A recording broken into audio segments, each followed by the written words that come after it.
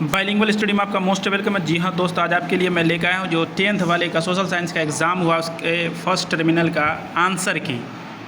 Video आपको पसंद आए तो लाइक कमेंट शेयर करना ना भूलें। जैसा कि आपको दिख रहा है, पहला क्वेश्चन जो है वियना सम्मेलन कब हुआ था। आज जो अभी फर्स्ट टर्मिनल का एग्ज़ाम चल रहा है उसका SST था, उसका आंसर की है। तो पहला क्वेश्चन है कि वियना सम्मेलन कब हुआ था, तो 1815 ईस्वी में। ऑप्शन बी बिल्कुल एकदम सही है। दूसरा, रक्त एवं लौह की नीति का अवलंबन किसने किया था, तो इसका आंसर हो जाएगा ऑप्शन ए बिस्मार्क ने। 1829 में एड्रियानापोल की संधि किस देश के साथ हुई, तो ये सही आंसर हो जाएगा इसका तुर्की, ऑप्शन डी। अगला क्वेश्चन है गैरिबाल्डी पेशे से क्या था, बहुत इजी क्वेश्चन है। नाविक जर्मन राइन राज्य का निर्माण किसने किया था, तो नेपोलियन बोनापार्ट ने, ऑप्शन ए बिल्कुल सही है। 6 नंबर में देखते हैं जालबेरी ने एक संस्था थी किसकी, तो व्यापारियों की, ऑप्शन सी बिल्कुल सही है। बोल्शेविक क्रांति कब हुई थी, नवंबर 1917 में।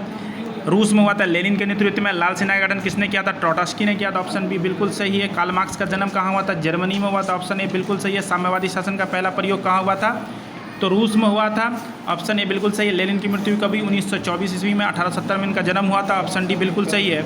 अगला क्वेश्चन देखते हैं समाजवादी भावना का उदय मूलतः किस शताब्दी में हुआ, तो 20वीं शताब्दी में होगा, ऑप्शन डी इसका सही हो जाएगा। सामाजिक विभेद की उत्पत्ति मुख्य कारण क्या है, तो ये आपका हो जाता है विभेद की उत्पत्ति जाति, ऑप्शन ए जो है बिल्कुल सही है।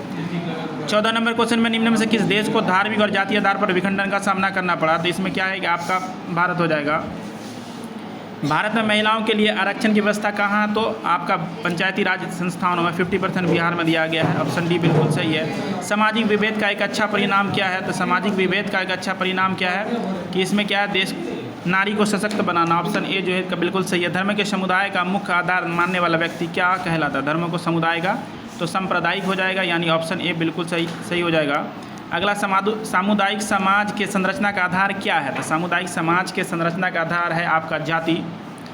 सर्वप्रथम इंग्लैंड में महिलाओं को किस वर्ष वोट देने का अधिकार मिला, 1928, यानी ऑप्शन सी बिल्कुल आपका सही। अगला क्वेश्चन देखते हैं, अगले क्वेश्चन में क्या कह रहा है। अगले क्वेश्चन में कह रहा है 20 नंबर में महिलाओं को राजनीतिक प्रतिनिधित्व बढ़ाना, महिलाओं का राजनीतिक प्रतिनिधित्व बढ़ाना लोकतंत्र के लिए कैसा है, तो ये शुभ माना जाता है, ऑप्शन ए बिल्कुल सही है। निम्न में कौन संघीय राज्य की विशेषता नहीं है, तो एकहरी शासन व्यवस्था नहीं होती है संघीय, ठीक है, संघीय राज्य में। अगला क्वेश्चन देखते हैं नाइजीरिया में संघीय व्यवस्था की स्थापना किस वर्ष हुई, तो नाइजीरिया में 1958, इसका कमेंट करके बताएं, मेरे ख्याल से 58 होना चाहिए। बिहार में पंचायती राज का स्वरूप कैसा है, तो त्रिस्तरीय, ऑप्शन सी बिल्कुल सही है।